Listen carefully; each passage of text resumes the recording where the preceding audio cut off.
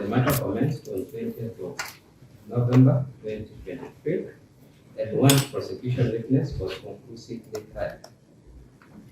As the matter adjourned on 20th of November 2023 at about 5:30, there was an agreement that 6 prosecution witnesses would be heard, and the defense had been duly notified of the identity of those witnesses. The matter commenced slightly after 9 a.m.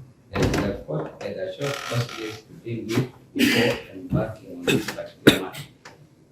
When the matter was called out, there was a little shift as the matter was preceded by an oral application by the defense. It took the form of a complaint against the police. Mr.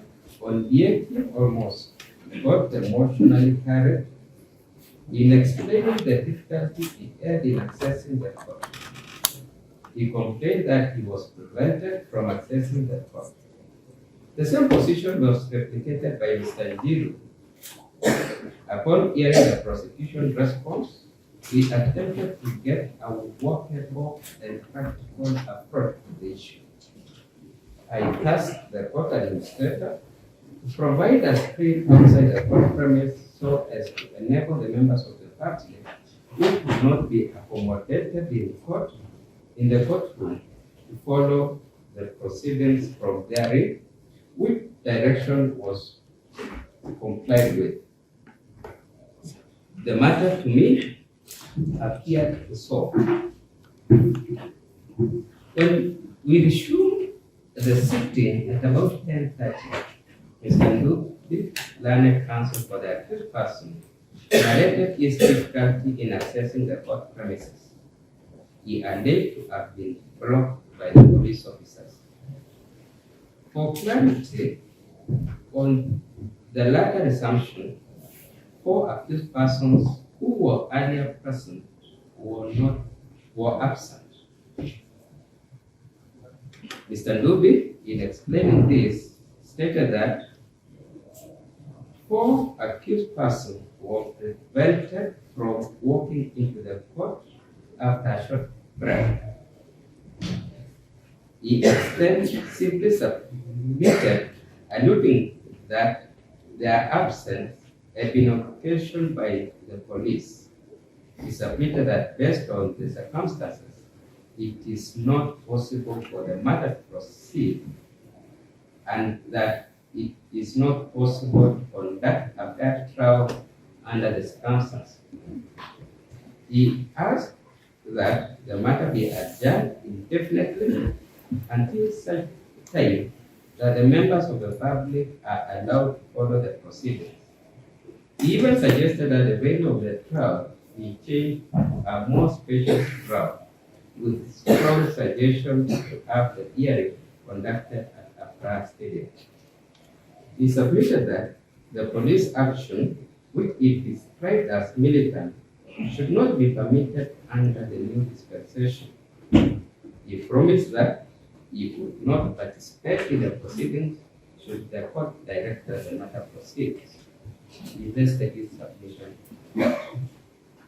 Mr. Onyeki had this to say.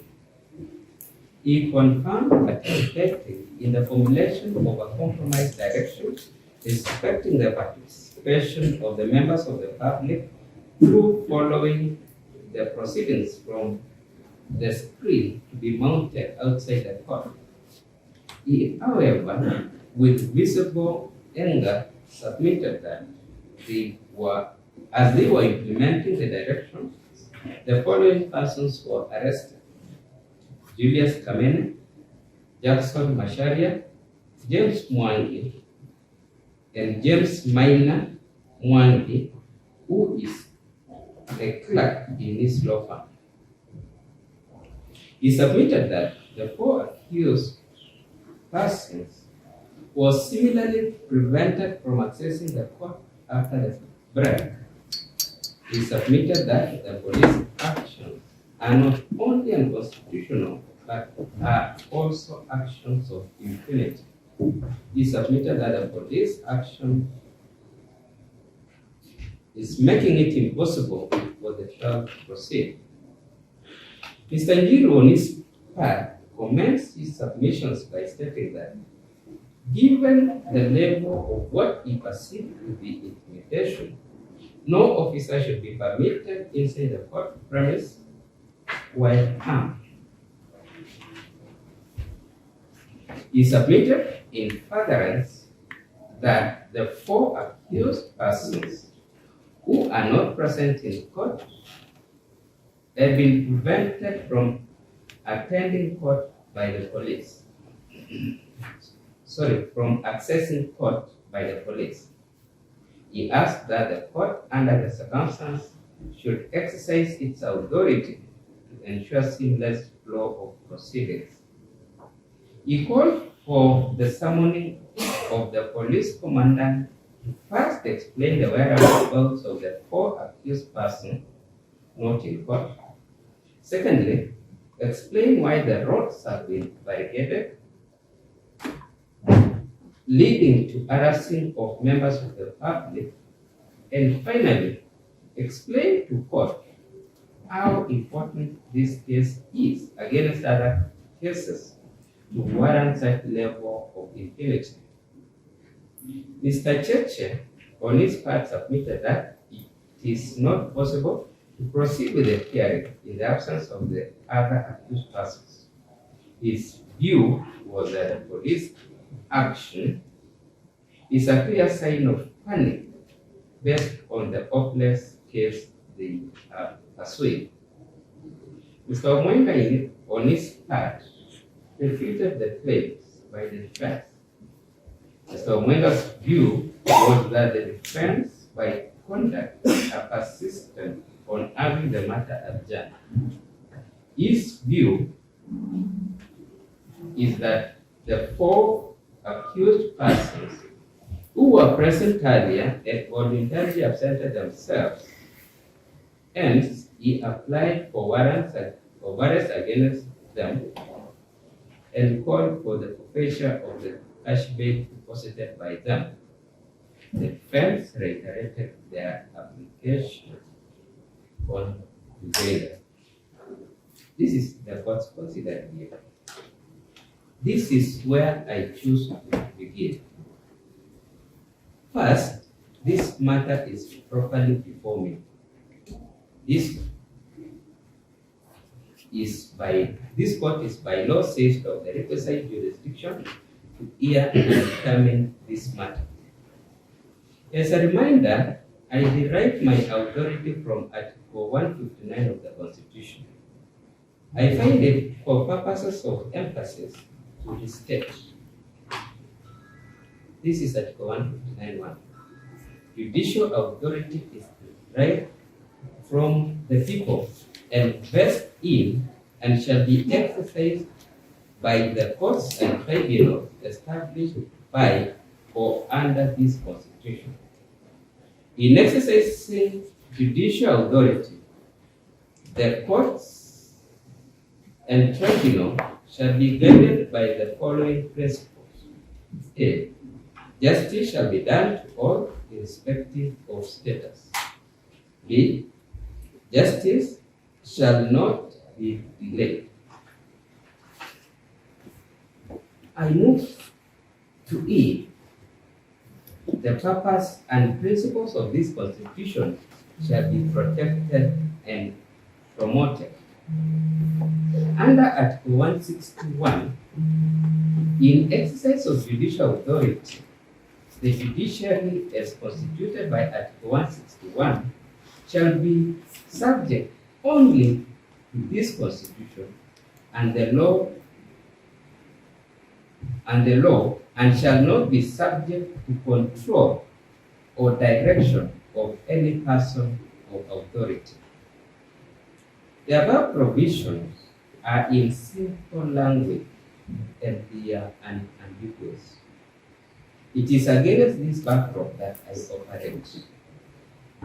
It is worth stating that these are judicial proceedings whose authority is as above the right.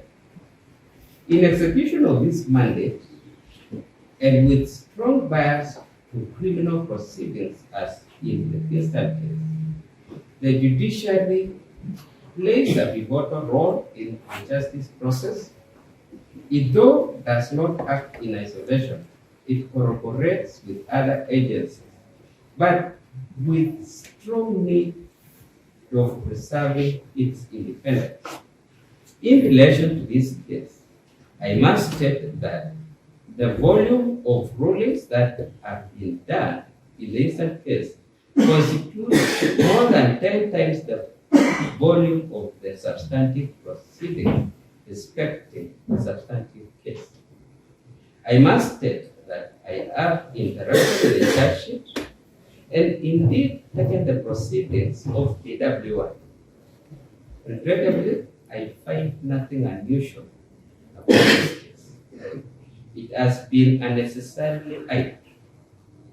There is clearly nothing peculiar in this case to deserve the attention it is receiving. It is receiving,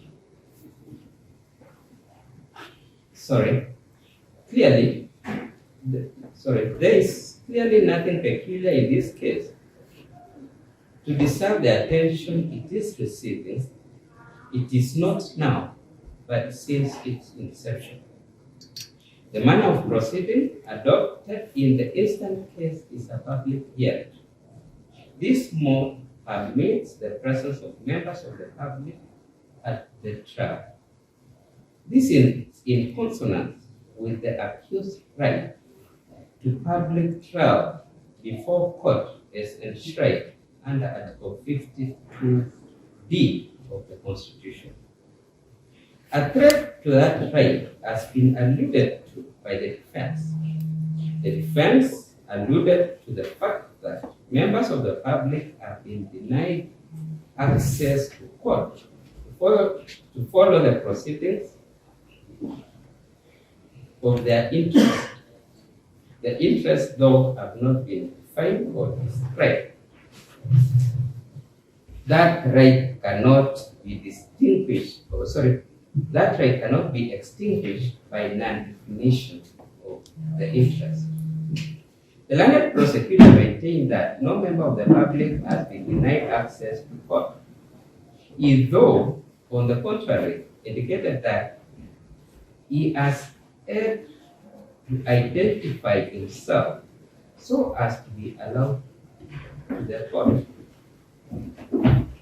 The complaint as framed is against the police, who are accused of first preventing public access to court, and secondly, harassing members of the public, including persons coming to court for other services.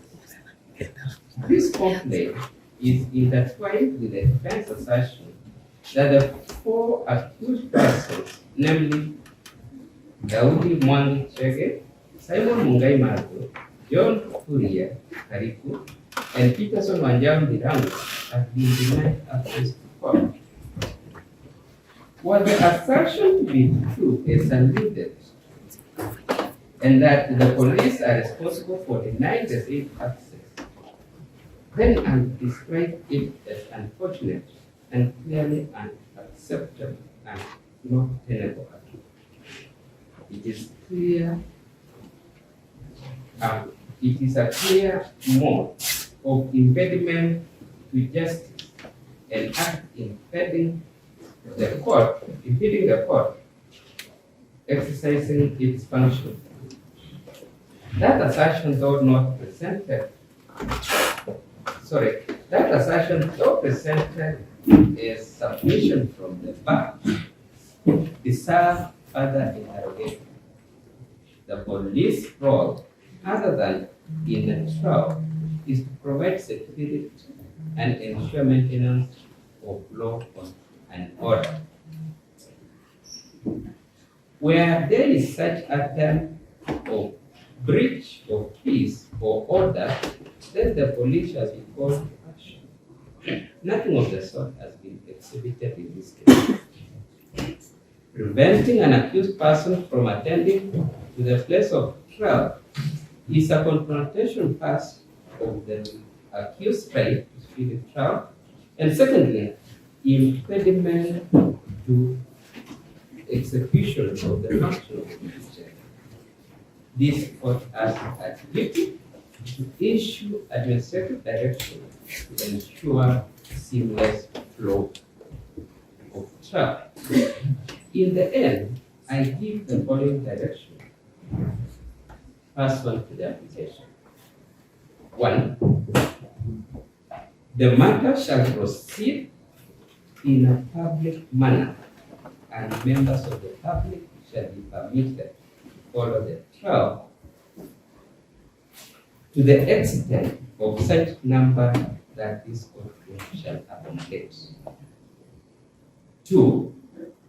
Considering the interest the case is attracting, though not defined, this court's administrator shall make available an extra space within the court's compound where she shall cause to be mounted a screen to enable for persons who shall so, based on the available space, be accommodated to follow the proceedings from therein.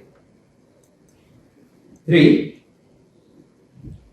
That it shall be the duty of the police, specifically the OCS Nakuru Central Police Station, in direct liaison with the court administrator to ensure orderliness within the courtroom and the extra space to be provided.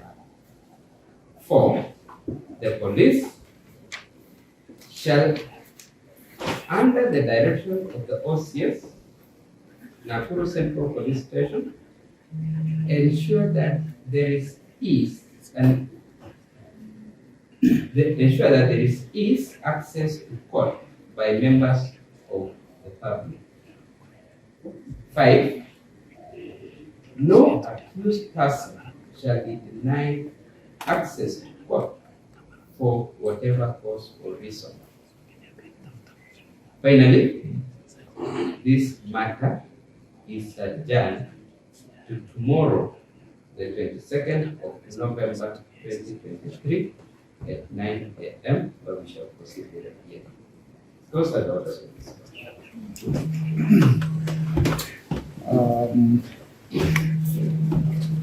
We are most obliged for your reasonable ruling, even though some parts of it may be disagreeable, but that's what usually nobody agrees with everything. Even one disciple of Jesus betrayed him, and I'm not going to be the one to betray you. We are grateful for it. We humbly request that even as the matter proceeds tomorrow, we direct that we get certified proceedings, certified type proceedings thus far, so that we will consider what to do subsequently. But we are prepared to continue with the hearing tomorrow. What you should have said is that they buy me another shirt, because I was here only for yesterday and today, but I'm going to be here another day. I retract the promise I made that I will run away, because I respect the authority of the court, and I hope the police have heard you clearly. Thank you.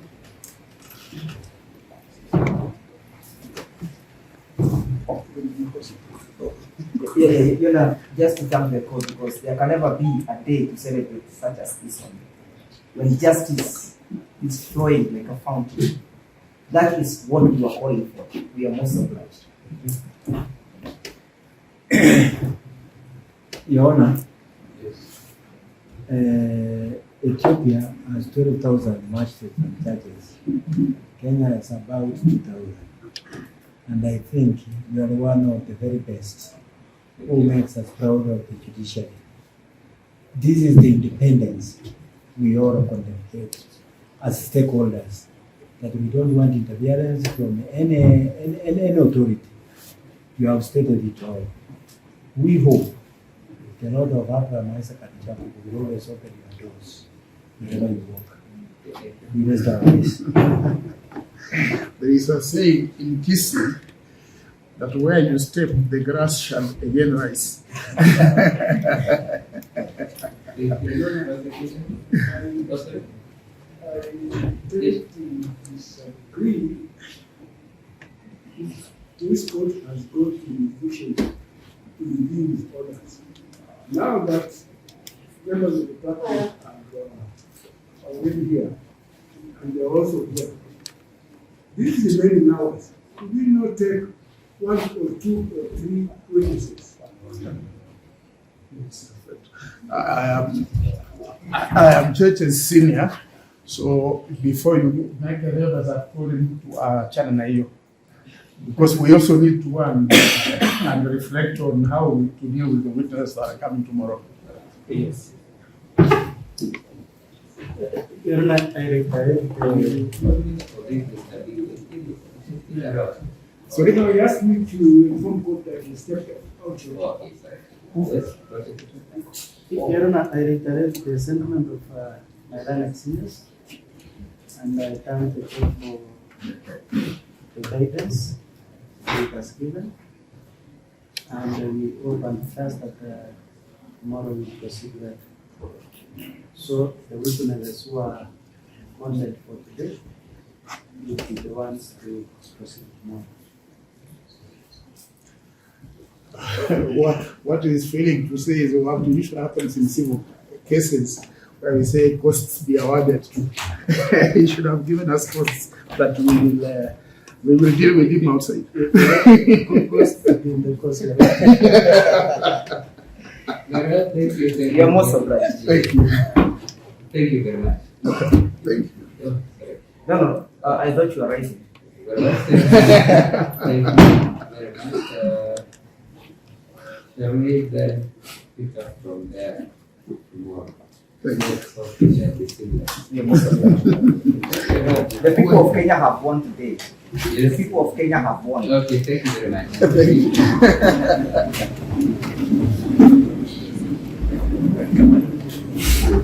Right? The people